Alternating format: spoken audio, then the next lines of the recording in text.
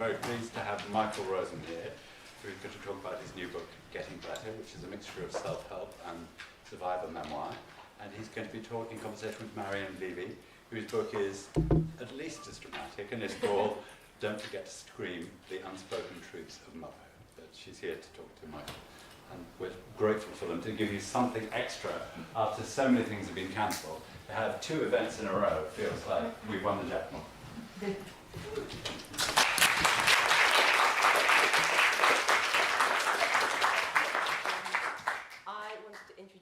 You all know Michael, but I wanted to introduce him with a few words about his book from the press release. In our lives, terrible things may happen. Michael Rosen has grieved the loss of a child, lived with debilitating chronic illness, and faced death itself when seriously unwell in hospital. In spite of this, he has survived and he's even learned to find joy. In Getting Better, he shares his story and the lessons he has learned along the way. Exploring the roles that trauma and grief have played, Michael investigates the road to recovery, asking how we can find it within ourselves to live well again after or even during the darkest times in our lives.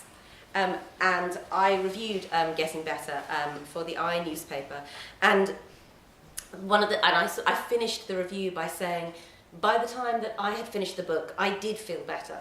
And perhaps more importantly, I found myself believing that getting better is possible, however awful the circumstances, and that there is perhaps no greater gift than that. So it's wonderful to talk to you about such an uplifting, inspiring book. I've got loads and loads of questions for you, but I did want to say at the end, if anyone has got questions, I think we will do. Are people keen on a Q&A at the end? Do you think you have questions? Brilliant. But one thing that we were chatting about just now outside is that it's 1 year today. 3 years. So 3 years today since you were hospitalised, since you went in. Is that right? That's right. Yeah. I was getting iller and iller, and we didn't quite know what to do, because if any of you were alive then, you'll remember that you couldn't get tested. And also, if you tried ringing the what they call paramedics, if you tried to ring them, well, I'll tell you what happened with me.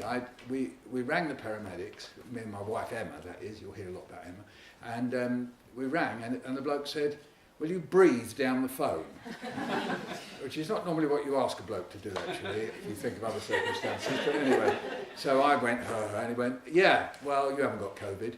So it was, it was very thorough analysis. And then we did that the next day, and he said, "Are you worse today than you were the day before?" I said, "No." So he said, "No, you haven't got COVID."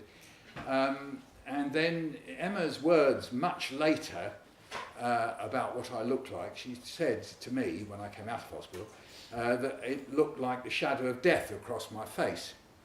And she was very worried, and luckily we have a friend who's a GP and on the patch on our neighbourhood.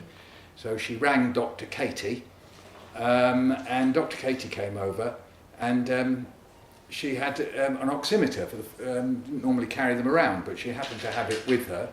And so she stood on the doorstep and handed Emma the oximeter. Emma put the oximeter on my finger, and then Dr. Katie said, "What does it read?" And Emma said, 58.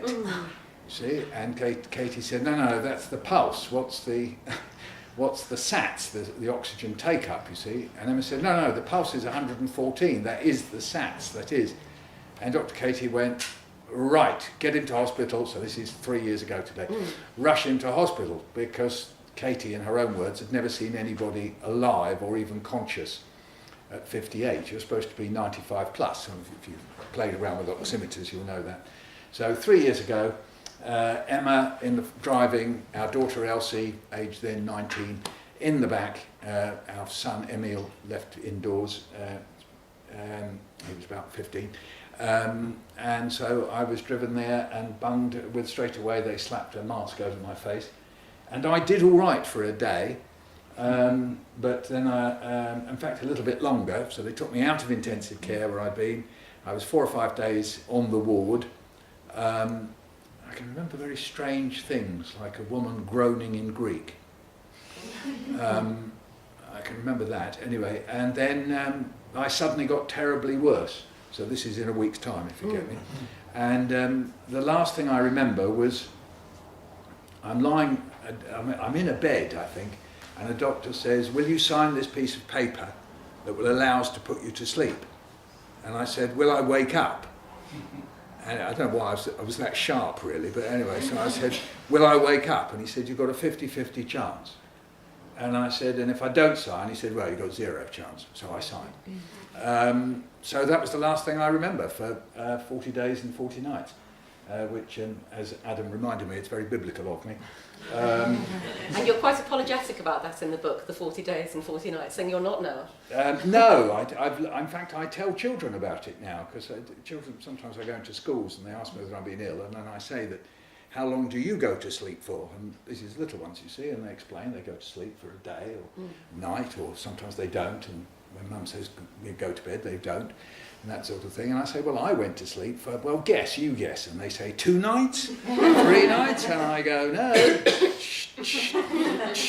40 days and 40 nights. And I say, does that remind you of anything? And there's 1 or 2 who say Jesus, and I say, well, I'm not Jesus.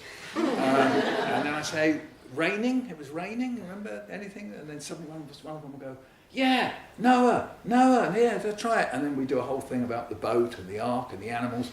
And I tell them I didn't have any of them, and I wasn't allowed to have my wife with me. But Noah was allowed to have his wife. Do you know what Noah's wife was called? And that's, Mrs. Noah, exactly. That's right, in the Wakefield Mystery Cycle, yes, it's Mrs. Noah. So, yeah, we do a bit of that. So, yes, I can't understand it, all right? So if you can understand it better than me, because I've given you some words for it, but there's this chunk in my life and I've got no words for it. So if any of you have been unconscious, or maybe you've been, I don't know, at the dentist, or you've had an op, or maybe something worse, then it is utterly mysterious. There are these 40 days and 40 nights that are really quite blank for me. I did once write about the idea that I was a bit like Odysseus. I know it's going to go Jesus, Odysseus, and Noah. I can see a pattern here. The idea, Odysseus, I think he gets some inside info from Tiresias, doesn't he? And Tiresias tells him how to get into the land of the dead and get out again, which by and large, most of us, we don't do. But I did have a sense, certainly when I came home, and Emma tried to explain to me what happened, and I resisted understanding. It's a bit mysterious, but she would say things like, you were in a coma for 40 days, Michael. And I'd go, And then the next day, I'd say, what happened? And she'd say, you were in a coma for... there's a sort of strange resistant thing there. And then the next phase was the idea that I'd somehow got to the land of the dead and got out again. And I left my eye and ear behind, because I can't really see with that eye and I can't hear with that ear. So I sometimes get muddled, actually. I sometimes say I can't hear with my eye and see with my ear. But I've got the idea that they're waiting for me. So the eyes watching out and the ears, they're down there waiting, so look out. Yeah. So I don't think Odysseus left anything behind, did he? Don't remember. Don't think so. But you talk in the book, there's a phrase that jumped out at me, that you continue to ponder this new state of being. Yes.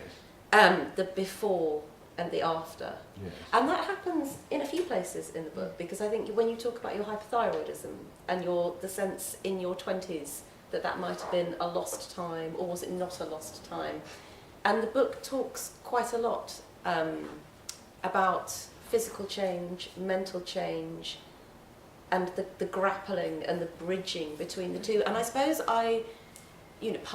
seeing your book in great heaps in Waterstones, and it seems such a victory. But as you say, you feel that there are bits of you waiting, bits of you left, bits of you lost. How do you feel now about the before and the after and who you are now? Have you managed to reconcile the two any more than you have in the book? Because in the book they feel quite distinct. Yes. Well, I do realise I'm speaking to some people who may have had babies. I can see some women in the audience who may have had babies, so you know about sort of huge transformations to your bodies. And there's a before and a during and an after. So I haven't been pregnant, but the thing that's strange and peculiar about it is that there is this before, during and after of these transformations. So one is this very weird illness, hypothyroidism, that we might come back to, and the other is COVID. And the thing that I grapple with, okay, so I'm not a dualist. I don't think we have mind and body separate. I think they're absolutely the same thing. And one way they're the same thing is that if you all think now about your body, it's in your head, isn't it? If I say to you, what does your back feel like? You don't have to feel it. You've got an image of your back, or the feeling of your feet on the ground, or the inside of your mouth, yes? So you've got, if you like, a body image in your head. It's not separate, it's there. So you live with that for a whole period of time. And I do realise I'm looking at people who've had babies, as I say, and then suddenly, badoing, it all changes. And then in my case, I came out this kind of puny wretch, really. If I just described to you that the first time they asked me to stand up, when I came off the end of intensive care, I looked down at my legs, and the first thing I thought of was my dad's white legs when he was dying. So I suddenly thought I'd acquired my dad's legs, right, his dying legs. But then also the feeling of my body was completely different. So when there were two Liverpudlian guys actually who said, oh, we're going to get you, do the accent, we're going to get you up, okay? So they stood under, they both put their shoulders in my armpits and lifted me up. And this totally involuntary, weird noise came out of my mouth. I kind of went, like that. And they looked at me like, you know, I was playing up or something, you know. I sort of felt I was being like a naughty boy. And I couldn't stop myself. And it's because I hadn't breathed upright for 40 days, yes? I'd just been lying there. And for about 20 of them, I had a thing down my gob there. And then when they pulled that out, they put a tracheostomy in me. Yes, so suddenly I was in this position and my whole body was shaking.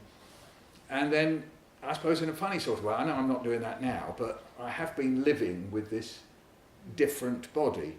So when I walk about, so when I walk from the station to here, I have to keep reminding myself that I haven't got the same body as I had. I should have discovered this by now. It is, you know, well, slightly less than 3 years since there, but there is a strange way in which I can't quite accommodate to it. I keep having this back image of what it was like before. So there's a very strange way in which your mind, because I'm not a dualist, so my mind is refusing to change. Body has, you say, so I'm always talking to my body going, you know, please, or talk to my mind, please accept that your body has changed. So, and the eye and the ear in particular, you see. So it's a very, I don't know why, it should be in sync, shouldn't it? If we'd been, you know, created slightly differently, when we change our bodies, our mind would just change at the same time, but it doesn't. It wants to hang on to the, well, in my case it does anyway.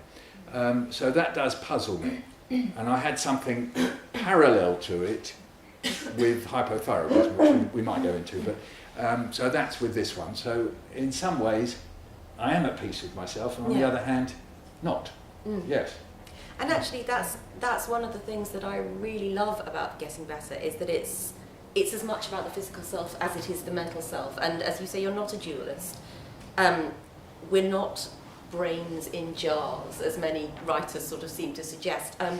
But you're really deeply engaged with your body, how it has been at various stages in your life. And then one of the things I love about, I don't know how many of you have read the end of the book, that there's a lot of description about living in your body now, stretching and oiling your feet and looking after yourself. And I wondered whether I can explain oiling my feet in a minute. Yes, sure. Are you interested in ingrowing toenails? Anyway, I can.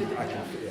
But I wondered if writing those passages changed your relationship with your body at all, putting it on the page, because that's not something that people normally would put in a memoir, and it interested me and delighted me that you did. Yeah, I mean, I'm somebody who believes that every time you write, then you change with the writing. Yes, that as you write, then you change. Quite how you do it's quite intriguing, but the moment you've expressed it, then suddenly the event you're describing, the emotion you're describing, the feeling you're describing, somehow or other your relationship with it changes because of you expressing it in words. And it may not be the only expression of it, because after all you could make up a piece of music, or you could dance, or you could make a ceramic, but words is mostly what I do. And then when you do that, well, for me it's one way of making peace. It doesn't have to be. I think some people, the writing process can be quite tormenting, so it doesn't necessarily help you to be peaceful, but in my case it does. So with the traumas and things that have happened to me, that if I can lay it down on the page, and I quite often have metaphors for myself, laying down, unfolding, I have the experience of almost like putting a child to bed, that you're just sort of gently putting it down there and saying there, like that. And I've quite often had that experience, and yes, it is a sense of being more at peace. Not totally. I'm not going to be utopian about it, but that I've ended up being more at peace with it. Yes. It's not just your tragedy of COVID. I think it's worth saying. Was it tragedy? It feels pretty tragic. Or I think it's become slightly comic tragic for me now. Yes. I mean, there is something of sort of absurd about it. I mean, I am someone who, either because of this or for a variety of other ways, do actually think that life is absurd. And then if you have a near-death experience, it's almost like even more absurd, because, you know, the idea of cheating death, I mean, it's not quite what I believe, but there is a sense that at any moment I could have popped off, either in the bedroom when Emma saw me, then again in intensive care because apparently my blood pressure was going down and my liver and kidneys were failing, and then very obligingly I got, the nurses and doctors gave me Klebsiella. Klebsiella is bacterial pneumonia, which often goes through intensive care wards, and so they all went, they've all got Klebsiella as well as COVID, and people were dying at the rate of 1 in 2, so we were going at 50%, and so they were worried as to whether they could slam us full of antibiotics. I think that's what they were worried about anyway, as well as everything else they were giving us. So I do have a sense that it was a kind of close scrape. Yes, so there is a sense of absurdity about that. I mean, because you can't cheat death. It's just, I mean, it's a nice phrase. I like it, but it is nuts, isn't it? I mean, you know, death doesn't exist as a thing, does it? But obviously, we in fiction and so on, we love it, don't we? We have Mr. Death. In fact, when my son died, my son Eddie died in 1999, and his mother's Irish, and she told her sister straight away. And the way he died, I'll just say very briefly, was that I put him to bed with flu and he was dead in the morning because he had died of meningococcal septicemia, which is meningitis when it's invaded the bloodstream. So he had about 4 or 5 hours, if that, really, between the time he was alive and talking to me and the time he was dead. But Eddie's mum told her sister, and she replied, because it was so sudden, she said, yes, death doesn't wear creaky boots, does he? It's a quite extraordinary thing. I mean, I've just never heard the expression, and Susanna, that was Eddie's mum, told me that, you know, you get the point, he doesn't announce that he's coming, and just quite extraordinary it was just the 20th century, that someone was saying that, not necessarily because she believes death exists, but it's a framework that you can live with. And the idea that, you know, death doesn't happen with your warning. But we're so used to doing death with a capital D, I try to not think of D, capital D, with death. And there was a conversation I was just telling you earlier, was that probably round about the time I caught COVID, possibly when I did, I was in a BBC studio, I was on the Today programme.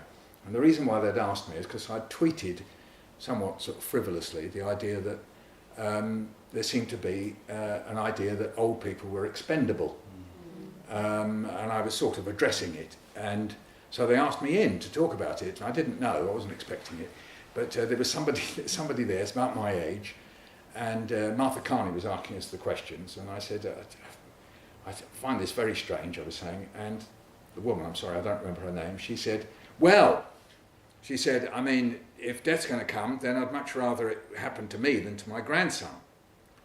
And I remember thinking that in a way that was a sort of survival of the idea that death comes knocking, you know. I'll come for one of you, which one's it going to be? And she went, take me, not my grandson. And I know the feeling, I know that's what you want to feel, but actually it doesn't happen. I mean, it's so imbued in our minds through, it's a wonderful example of how fiction and myth exist in our minds, and if somebody like me doesn't want to believe it, it's very, very hard not to believe it. But death doesn't actually exist. It doesn't exist as a thing. Yes, I remember a doctor friend of mine at the time talking to me and saying, you know, it's very hard to know how many people, because in the early days people weren't diagnosed with COVID, there were no tests, and she said, well, we look at the excess deaths. So excess deaths, the deaths that needn't have happened. And you can see, so absolutely death isn't a thing that has just turned up and is going to take one of you. Yeah. It was people who needn't have died. Yes. And I still find that sort of startling and very, very profoundly upsetting. Well, certainly, my intensive care ward, I mean, I think most of those people now, well, most of them would probably survive, but at that point they were getting caught on the hop because COVID, sorry to be technical about it, but COVID, if it gets into the bloodstream, seems to knock out the cells on the lining of your blood vessels that prevent you from clotting. So people were being rushed into hospital because they had fevers and were finding it difficult to breathe. They thought, well, what they had to do was obviously lower the fever, perhaps whack them with some steroids to stop over-inflammation, help them with their breathing, and meanwhile there were clots, and they were getting knocked out by blood clots. So I had 3 blood clots in my pulmonary artery and bleeds in my brain, and they couldn't scan everybody, so that in the description from Hugh Montgomery, the consultant, Professor Hugh Montgomery, was that he'd be chatting to somebody, just thinking they were getting better in the intensive care ward. He'd nip out for a cup of tea and come back and they'd gone. And they didn't know why. At the very, very beginning, they didn't know why, and then they did know why, and so then they were slamming us full of blood thinners. But of course, that's not necessarily a cure. So at that stage, you know, it really was trial and error. So I quite enjoy the idea that I was a pioneer. It sort of, it plays to my vanity, I think, you know. Onwards. I wanted to talk to you, if it's okay, about the passages about your son, Eddie. Yeah. Is that they are wonderful. They are very hard to read. And I think I wrote in the margin at one point, there's the passage in which you talk about, you noticed, so you had his body at home, and that you noticed after a couple of days there was a fringe of white hair in his hairline, and you wondered what it was, and then a doctor friend of yours said to you that it was because his skin was shrinking and it was revealing. And I wrote in the margin, this is unbearable. And yet I was so glad to have read it, because it felt like such a privilege to bear witness to the vastness of your love and the vastness of your grief. And I wondered what it was like to sit down and write that chapter, write those passages. As a father, as a writer, I'm interested in how those passages came about. Yes, I've lived with Eddie's death since 1999 and talked about it and written sort of little bits, but I'd never actually laid it out as I see it, almost like a train in a line. So I hadn't actually told to myself the full chronology of it. So if you think writing is a way of creating order, but there are many orders that you can create with writing, and you can do things back to front, you can do things middle first, and however you want. You can do little bits of narrative, you can float off in all sorts of digressions, and we know from, certainly since 1900 that there's many, many ways of doing this with, stream of consciousness, all sorts of ways of being inside and outside at the same time. Think of D.H. Lawrence's poems, that sort of thing. But I'd never actually done the kind of, I mean, it's I don't want to diminish it, but almost doing sort of like a police thing, saying and then, and then, and then, and then. And it's a very limited form of writing, but with something as momentous in your life as that, that maybe I felt as I was doing it, this is actually helping me. Yeah.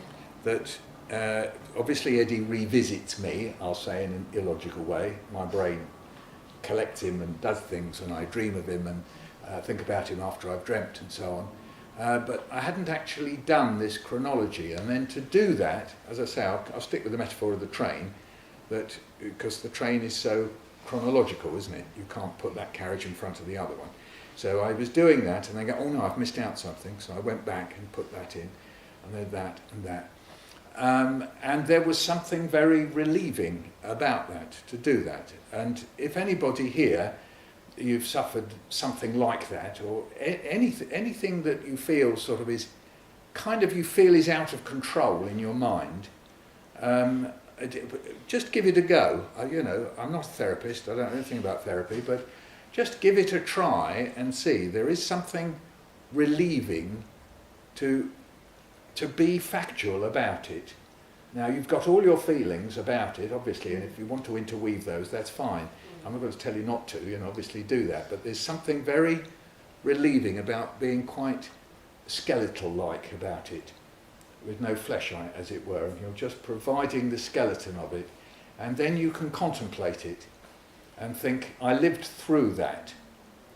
And you can, I mean, in my case, put the feelings sort of afterwards, but there's something very deliberate and ploddy about it that was immensely relieving to me, that I hadn't ever done that. And I do look back at it sometimes and then reread it and think, did I miss that? Oh, no, I did get that in, it's fine, yeah.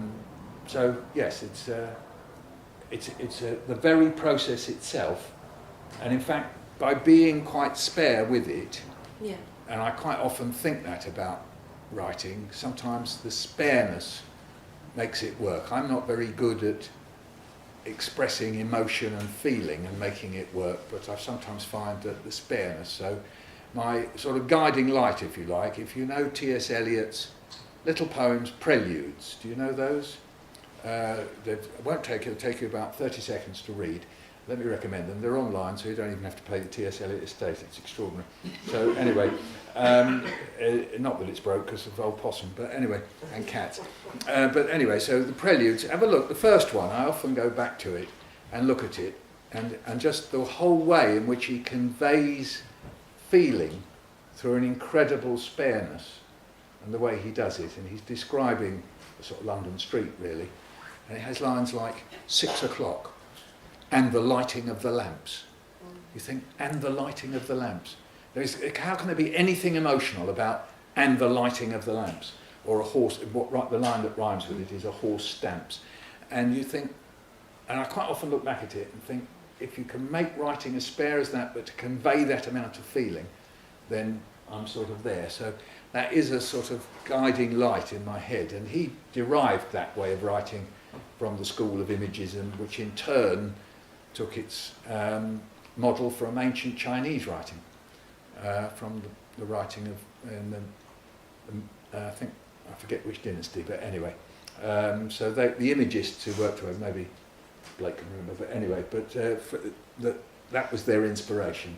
And sometimes that ticks away in the back of my mind. Don't decorate it, no, don't go all lyrical, no, just a little, and then get it down, and then the boniness of it helps me.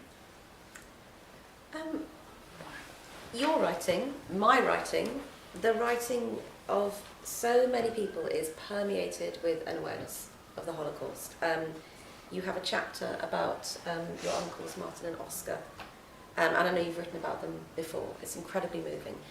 And I wanted to ask you, in relation to the book's title, can we get better from the Holocaust as a people, as individuals, as a people? And to ask you a little about the acts with which you commemorate and heal. You talk about them in the book, and the writing seem very important to you. No, I don't think you can get better. the only feeling that I've had is of pushing back through writing.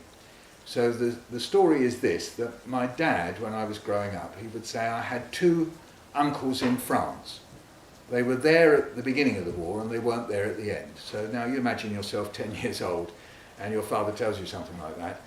You can't actually do anything with it, can you? Your father, and he's looking at you and he's got an expression that you know is kind of, it's not exactly grieving, it was more like pathetic in the true sense of the word, that it was full of pathos.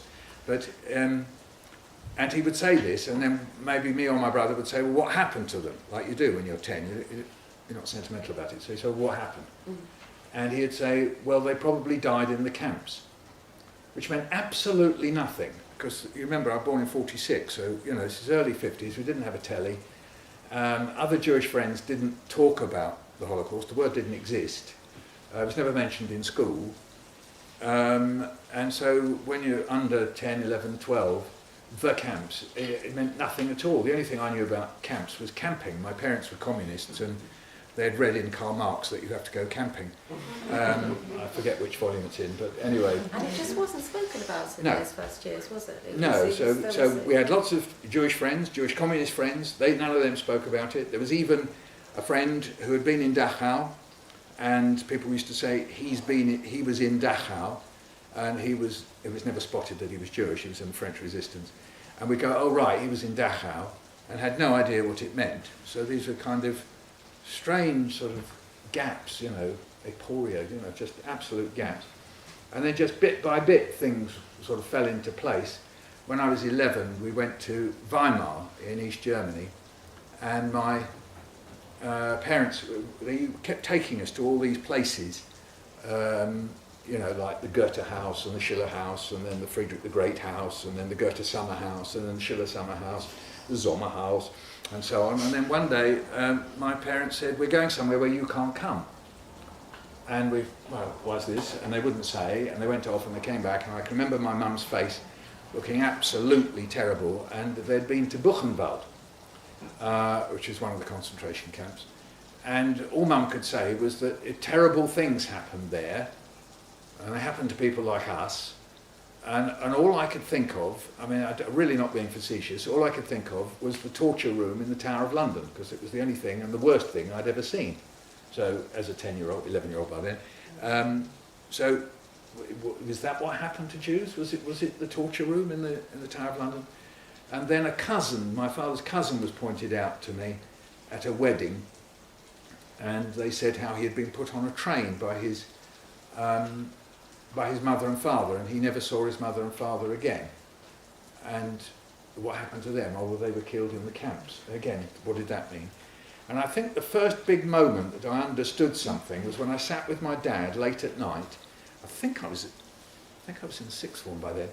I must have understood more before then anyway. And we sat up and we watched Le Chagrin et la Pitié, a film by Max Offals. It's a huge, great big film, which is sometimes split into 2, which tells the story of Vichy France and the collaboration and the deportations. And it was the first time it's ever been really told on film. And while we were watching it, my dad kept saying, that's what must have happened to my uncles. That's what must have happened.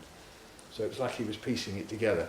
And then from then on, I made sort of pretty desultory efforts and then much more serious efforts, right the way through my life, trying to find out what happened to Oscar and Martin, who lived on the eastern side of France and so on. And I did, and I have succeeded, and have written about it in a book called The Missing, and also in this book. And every now and then I've questioned myself and said, why am I doing this? I'm not going to bring them back. And my dad, some of the stuff I found out he didn't want to know anyway, so I thought he'd be ever so pleased that I found out. He said, no, I don't want to know.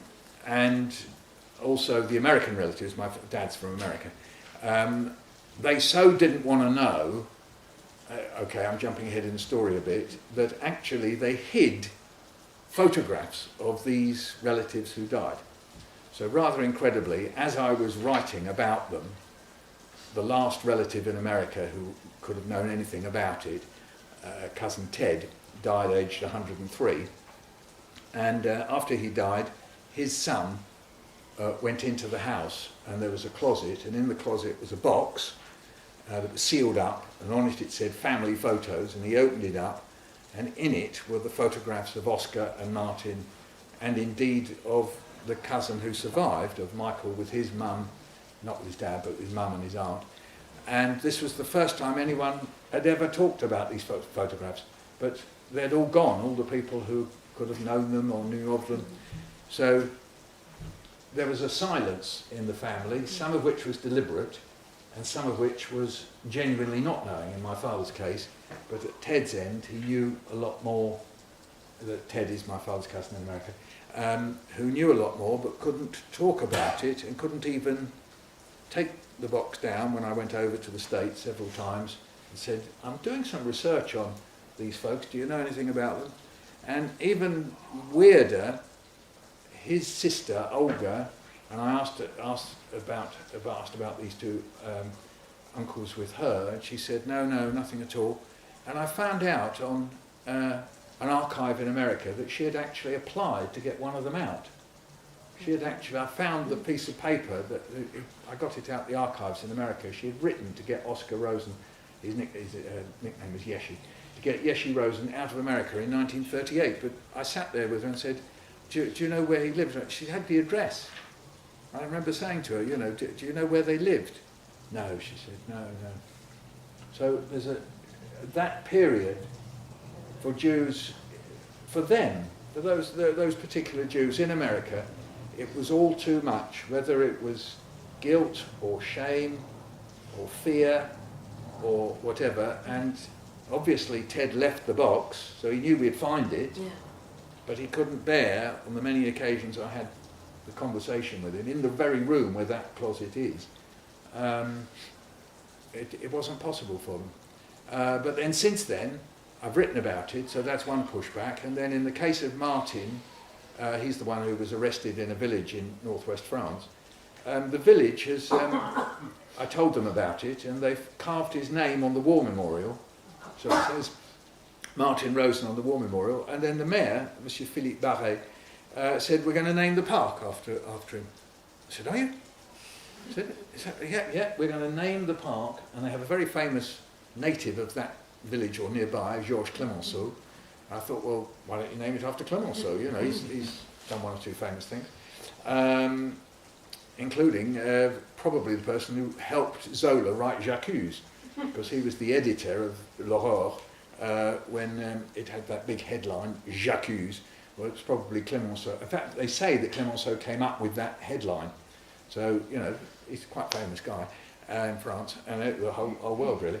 But anyway, they've named the park Le Parc Martin Rosen. And that feels, get better? No. Does it feel amazing? Yes. Does it feel pushing back? Yes, and particularly in the context of France.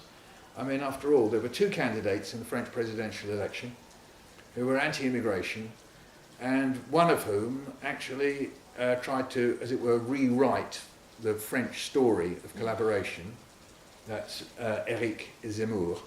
And indeed, Madame Le Pen's father tried to as well. So there's a whole way in which the far right, or right wing, that's gone far right, the right wing in France have a way in which they want to rewrite how France collaborated, not France, but the Vichy regime collaborated with the Nazis. And so for Monsieur Barret, the mayor, to do this in an area where over 40% voted for Le Pen and Zemmour was an incredibly brave act. And I told him how courageux he had been, and he said, but it's extraordinary. In fact, a swastika was painted, I think, on some municipal property, he told me. So, getting better in this context, no, but there's a way in which that sense of the pushback. Yeah.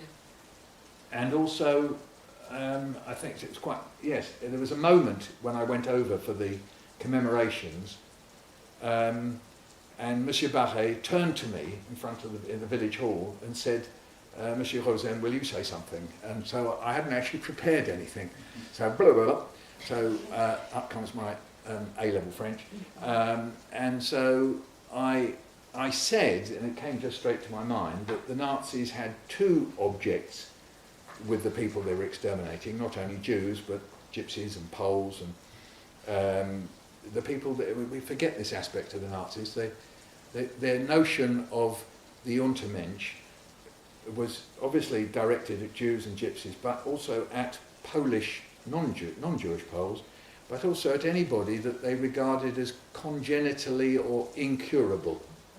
So there was a whole strata to German society, whether we probably call them mentally ill or with hereditary illness, but as far as they were concerned, boomf. So they had a whole notion of humanity because they were purifying themselves. So I said it was they not only had that project, which we can do nothing about in retrospect, other than try not to do it ourselves, but also that they wanted to wipe away the memory. They wanted to wipe out Eastern Europe. They wanted to just colonise Eastern Europe and make it German. That was the object.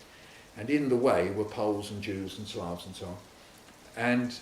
But they wanted to, particularly as far as Jews were concerned, they had an incredible project which was to remove Jews from history, which I'm not sure any other regime has ever tried to do this. But they did have the idea that if you sort of scribbled out Felix Mendelssohn's name and never played his music, then it would vanish. Mm-hmm. So I had a feeling, and I've sort of tried to express that in the book, that one way to feel better is to push back at that desire to eliminate memory. I can't eliminate the elimination of people, but I can say, hello, look, you know these guys that my dad didn't know about and we didn't have any records?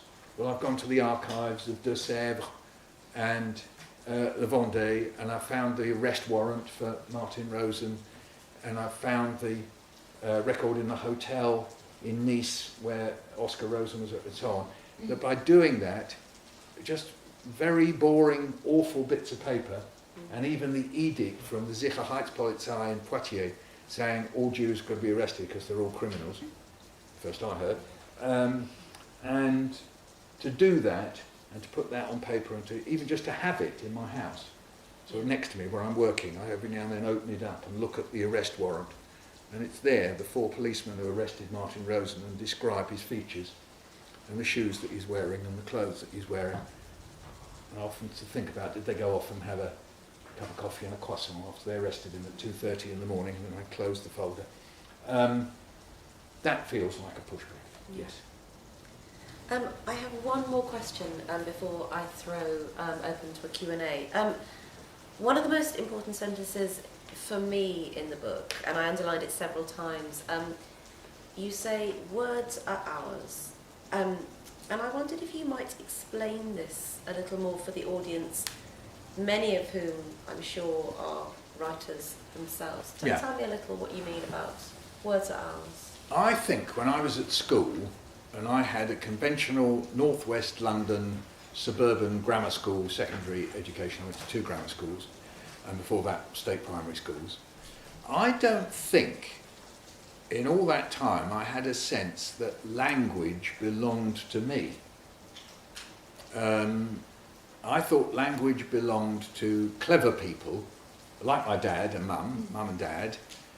My dad had lots of dictionaries, German and French and Latin and English dictionaries, and I thought that's where language was in his dictionaries.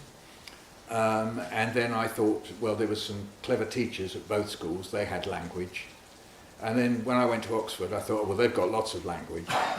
They've got lots of language because you actually you do language. You do, in Oxford in those days, you did what they called philology. I'm not sure it exists anymore, but anyway, where they'd take a word and go, the.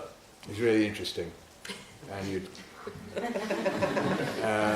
in fact, I can remember going to a lecture on Beowulf. So Beowulf, this Old English great epic poem, absolutely amazing. And I thought, well, this is going to be quite interesting, because I had read a sort of translation of it. I thought this is going to be interesting. And the lecture lasted for an hour, and it was all about the first word, which is, some of you will know, is what? Okay? Which various people translate as low, hey, you know what, all sorts of ways people, well, I've forgotten what Seamus, how he translates it. He says something like, listen, I think he's translated it as. Anyway, have a look. Seamus Heaney's translation of it is wonderful. It's absolutely marvellous. But so it's the origin of our word what. Yeah, so some people say what, don't they, to sort of attract your attention. So anyway, so there it is, HW and then that ash letter, A and E together and T. So we had a 1-hour lecture on that word. So by the end of it, you certainly knew it didn't belong to you. And it belonged to this very clever woman who had given us this 1-hour lecture on whack. I never went to another lecture on Beowulf again. So it achieved that for me. But I did have a very strong sense, I think, that unless you make special efforts, you can go through the whole of your life thinking that the stuff that comes out of your mouth or the stuff that you write doesn't really belong to you. You're either an imposter or you're just a sort of apprentice and you're never really quite entitled to be saying this stuff. And it's completely absurd. I mean, it is utterly absurd because either you must have a total humanistic attitude that we all have language in some form or another. This belongs to us and every person has language.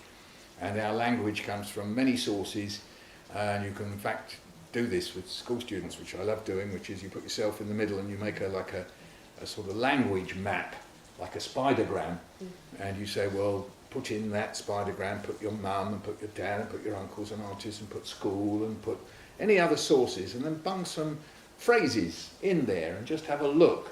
And by the time you've done that, and it can take you, the whole of your life to do it actually, you find out that you do own language. It is yours.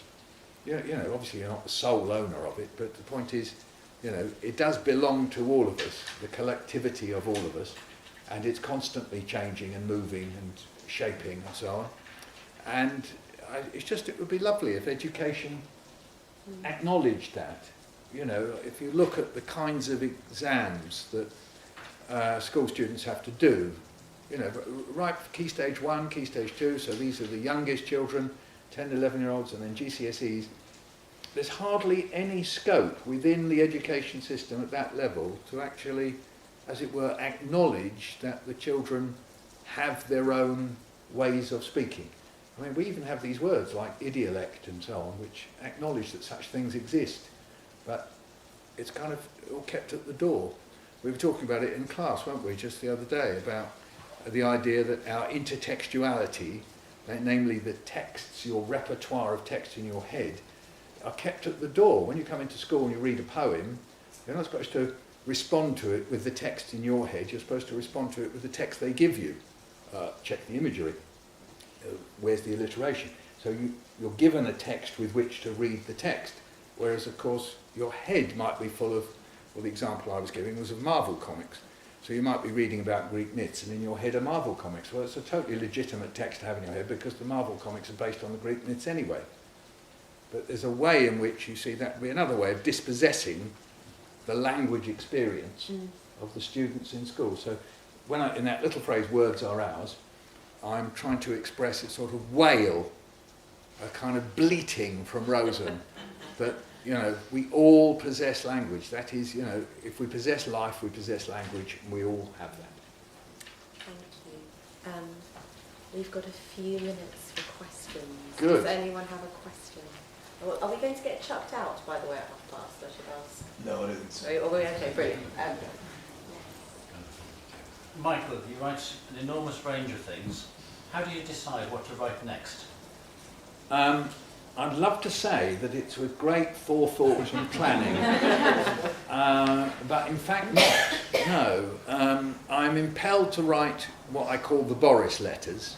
Yeah. So I sort of wake up in the morning and think I must write a Boris letter. So what I do is I put in Boris Johnson in my Google search and click on news and see what he's said or hasn't said or what somebody said about him, and then I then go, be Boris now.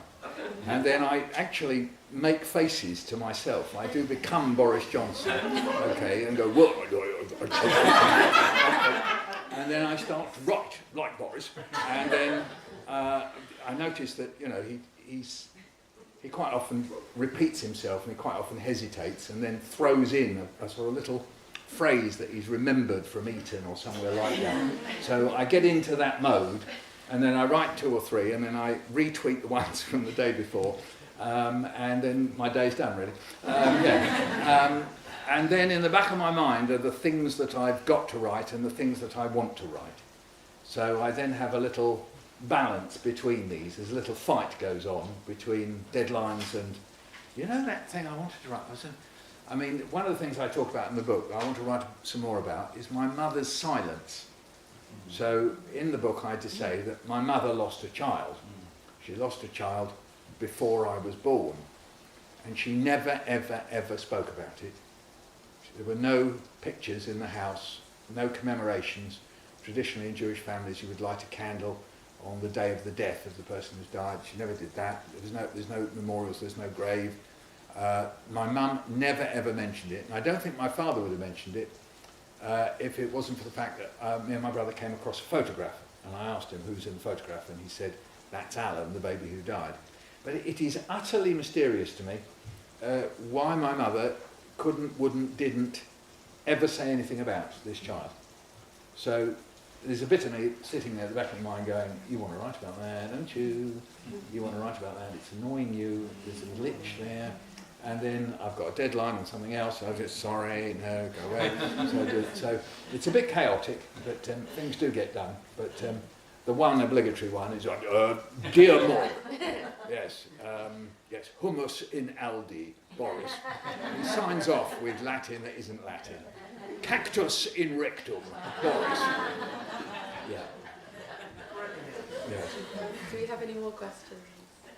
How soon after your 40 days and 40 nights did you start writing? How long was it before you were able to write again or felt like writing? Yeah.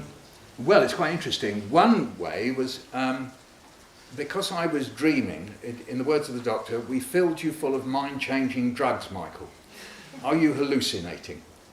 And then I remember saying to them, well, I didn't really know, even now I actually don't know what hallucinating means, but I said, well, I did have a dream about a German Christmas party. And he looked at me, he said, go on. And I said, and they're standing round, and I'm speaking German, which I don't really speak very well, and I said, they're standing around, but I can't move my legs. And then a German guy comes up to me and he said, in Deutschland haben wir die Wasbieren. Okay, there's no such word in German. Okay, Wasbieren. He's holding out a berry. So Beeren is berries in German. Yes? So haben wir die Wasbieren. And then he says, we throw them in the air, which I can't remember how you say in German. We throw them in the air, in Luft, okay, and then we all sing. And the berries burst. You see? Okay. I think I probably mixed it with Yiddish. I probably went die Beeren plotzen. So plotzen in Yiddish is to piss yourself with laughter. But anyway, die Beeren plotzen, you see? And I said, and that's what happened. They threw it in there, and then we all sang, Stille Nacht, Heilige Nacht. Anyway, he went, I don't think it was what he had in mind. And I've found out since, of course, people, it's like, you know, the only person I can think of is Keith Richards describing coming off heroin. He describes himself crawling up the wall and thinking he was surrounded with crocodiles and insects, I think. If it isn't him, it's somebody else. Anyway, that's what some people experience, because they stop the opiates and then you go, there. And in fact, my dear dad kept saying, there's a big fly on the wall, Michael, would you kill it? And we go, no, actually there isn't. He said, no, look, there, look, there's a big fly. And of course he was hallucinating. Well, I didn't have that. So instead I had these dreams, and I dreamt of a cat who loves pasta. And his people who look after him, they forget to tell the boy who's feeding him that he loves pasta. So he comes in with this food that's called Good Muse, and he says, I want pasta, but cats can't talk to human beings. And so he gets very cross. So I made this up in my head. And then when I came out of hospital, I wrote it down. And it became Rigatoni the Pasta Cat. And it came out. So in a way, I wrote it in my bed, lying there, in the geriatric ward where they put me, after I came out of intensive care. I do worry whether they thought I was terminal, because everybody else was sort of dying. And one nurse came up to me and said, what are you in here for? I said, I don't know. I said, if I don't know and you don't know, then we're both in trouble, aren't we? Anyway, she went away. I don't know why I was in that ward. I've never found out. But that's where I made up Rigatoni the Pasta Cat. And then when I came out of hospital, so I came out in end of June 2020, and I think I wrote that more or less in July 2020. But writing about all this stuff, it was a bit locked up. And then I did what I did when Eddie died, which was, again, I couldn't write about Eddie dying so on for about 18 months. And the unlocking for that was Raymond Carver's poem on being, ironic, on being locked out. Let me recommend it to you. It's a wonderful poem. Raymond Carver's, like on American Houses, I think he's on the porch, is that what you call it? The sort of, the runway outside the room. Would you call that a porch? Veranda? I think in America it's a porch. Yeah, that's right. So he's on the porch and he's looking in at his office and he isn't there. Well, he wouldn't be, would he? Because he's outside. But he's looking in, he's not there. So without ever saying, because it's Raymond Carver, it's a premonition of death, he's looking at him not being there. And I remember reading this about 18 months after Eddie died, and I went, I know how to write now. And I sat down and started writing. And it was a little bit like that with this. I got myself into a kind of Raymond Carver, T.S. Eliot, first verse of Preludes frame of mind, and started writing little things down like, very poorly. That's what they say about me. You were very poorly. They keep coming to my bedside and saying, you were very poorly. And it seems so odd because they didn't say, well, you nearly copped it, pal. They just said, you're very poorly, which we say to kids, when they've had like a bad cold, you were very poorly.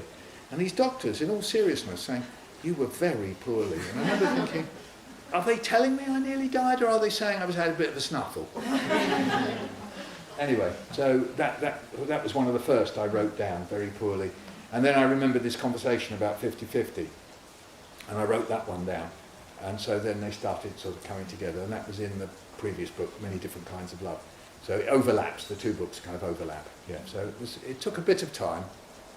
I think Emma nudged me at one point, so presumably to stop me going on about it. I should think, why don't you write about it? Going on and on. Am I? No. In fact, Emma, just tribute, she's the reason why I woke up. Right? Because if you're in a coma for more than 20 days, there's a very strong chance you won't wake up. Okay? So you've read it in the papers of people in comas for a year, 2 years and so on. So they were getting worried, and then Professor Hugh Montgomery, he had this idea, and of course it was lockdown, so Emma wasn't coming in and seeing me. So they were playing, my favourite tracks and things like that, and I was lying there with the trackie, and I've seen pictures of myself, that's not an exaggeration.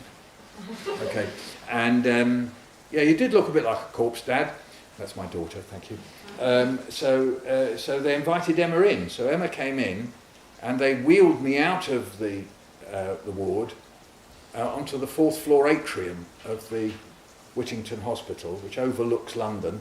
Just where is that big area with all the chairs? And it's where Dick Lovely. Whittington stood and said, heard the bells. I didn't hear that bit, anyway. And they wheeled me out, and then Emma held my hand, and I've got a picture of that, and then she played recordings of our children. She won't play them to me, in case I think I get upset or something, but I have to keep imagining it. So one of my children was then a teenage son, so I keep imagining what he did, because Emma said, I lifted my hand up, I think, when he said, so I keep thinking, what did he say? Did he say, hi, Dad? I mean, that's what 15-year-olds say, isn't it? Hi, Dad. I love it. Or maybe it was one of the older ones anyway. So they all said they have different versions of it. And apparently, according to Hugh Montgomery, that was the game changer. So the combination of Emma, because they were getting worried. At 40 days, they'd taken me off the meds, you see, but I was still not responding. Again, in words of Hugh, we didn't know whether you were brain dead or not. So I said, well, you didn't tell me that. He said, well, there was no point, was it? You thought you were brain dead. So anyway, so because of this eye, which was like all dilated, and they were going, and I wasn't reacting, because I'm deaf, you see. If I'd done the other side, I might have reacted. But anyway, that did the trick. And he said, we wheeled you back into the lift and you didn't stop talking. That's the bit I can't imagine. That's the bit. So anyway, that was Emma. But she won't play me the recording. So not yet. Anyway. Yeah. I think we've got time for maybe one more question. Anyone on this side? Yes, We've got one more here. Yes. Yeah. Thank you, Michael. I'm always so moved by your writing and amused. But what really moved me was also the account of your uncles, Yes. Martin and Oscar. And I felt I connect because my father was a Normandy veteran. Oh right. And now I actually, sadly he died not so long ago, but didn't really talk about it very much. Yeah. But I accompany now veterans who are now in their late 90s Oh wow. and 100 plus. Yes. And so I've learned a lot. And I wondered whether you're familiar with stumbling stones. Yes. I am. Yeah, and whether sort of your uncles Yes. have stumbling Well, stones. France hasn't done that. Right. France does plaques Okay. and les stèles, as they call them in France, Yeah. which we don't really have a sort of easy translation of, but sort of commemorative stones. So, but they're upright and they have names on, so they're not as they've got in Berlin of the Stolpersteine, as they're called, aren't they? Is what they're called? In the pavement. Yes, that's yeah. right. Yes. And France does walls, so there are several places where Oscar and Martin are commemorated. One is in the little town where, basically, after they'd rounded up all the Jews of sort of northwest France, they were taken to a little town called La Roche-sur-Yon. And their names aren't on that one, but it says on the wall that's where they were assembled. I've got a picture of that. And then there's the Mur des Noms in Paris at the Mémorial de la Shoah. And Oscar's name and Martin's name is on the wall. And we've taken our kids to see that. And then I only discovered very recently that they created a new wall in Nice in 2017, where all the Jews who were rounded up in Nice, which is about between 3,500 and 4,000, I don't know the exact number. And it was opened in 2017, so it's a shame really, because I'd have gone across for it if I'd known. And so all the names are up there, and this is Twitter doing wonders. I put up, oh, that's a shame I didn't know that. I wonder whether, because at that point I didn't know whether his name was on it, and his wife Rachel, I should mention this. And so somebody said, oh, I know the Mayor of Nice. And so they got in touch with the Mayor of Nice. The Mayor of Nice then took a picture of it and put it up on Twitter. I mean, just like within a day, and suddenly here's this picture with Oscar Rosen and Rachel, she's née Kessler, and there they are on the wall in Nice. So it's not the same as the I think they're called Stolpersteine, I think. Apologies if I've got that wrong. And so yes, France is it's very difficult for France because of the worries about collaboration and the relationship between collaboration and resistance. You've got to remember that in the last months of 43 and through 44, France was effectively in civil war with an occupying army. And so there are many, many ways of telling this story. And so if you go back to Martin Rosen being on the war memorial, the reason why Jews' names aren't on war memorials is because they're not anciens combattants, so they're not, what do we call them? Former combatants. Yes? Yes, veterans. So these are people who've died because they were either shot when Germany invaded or at some other point, possibly with deportation. But it's usually for people in arms. Well, obviously Jews weren't armed. They were normally just taken away and killed. So for him to put that, going back to Monsieur Barré, to put that on the war memorial is incredible. And there would be people who would disapprove. I mean, you can see a little film of me at the ceremony with a wreath, with La Gerbe, putting it on the memorial. and we're surrounded by policemen and firemen, because that's the traditional way all ceremonies in villages in France. And of course the thought did cross my mind that, you know, with policemen, that quite often it runs in families, that father-son sort of thing, that actually some of the relatives of those 4 policemen who arrested Martin were actually there. So again, that was very courageux, très courageux, by Monsieur Philippe Barret, I think. But anyway, there you go. So I think at the moment that's mostly a German tradition. Okay. I think. Yes. Don't hold me to that, but there's this German word, Stolperstein, I think it is. In fact, if you see the Imagine programme about Judith Kerr, she looks at one, doesn't she? Because I think her house that she goes back to, Judith Kerr writes the children's books, and When Hit the Stolping Rabbit, she goes back to her house, and I think she sees some on the ground, and her and Alan Yentob sort of look at it on the ground. Yeah. Well, thank you so much for writing such a moving book and such a hopeful book. And I know that it will be certainly with me, and I'm certain all of you who read it, it's a real life companion of a book. I think it is the sort of book you will revisit, and it will be a light in the darkness. As well as the terrific information about oiling your feet, which I suggest we all do. And thank you Olive so oil. much. Olive oil. That's what the podiatrist said. It must be olive oil because it's got some thingy in it. So all those things you read in the Bible or in the Odyssey and various other things about people oiling their feet, and it would have been olive oil, they knew a thing or two. And thank you so much for coming out on what is turning out to be a rainy evening.